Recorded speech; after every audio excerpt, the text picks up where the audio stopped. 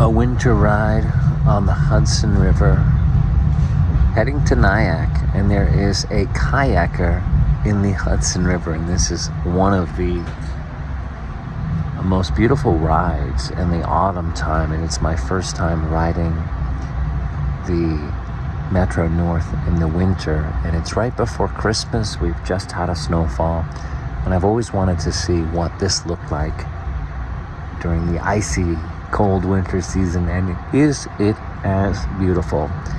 And here it is, and the answer is indeed yes. Not as colorful as autumn,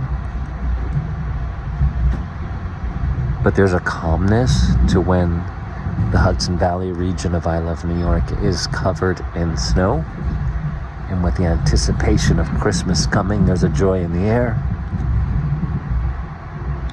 Part of this reason is to see Nyack all decorated for Christmas.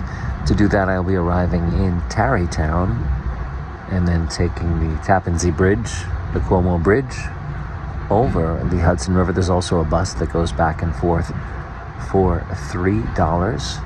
And this is a winter outing that started in New York City at 42nd Street,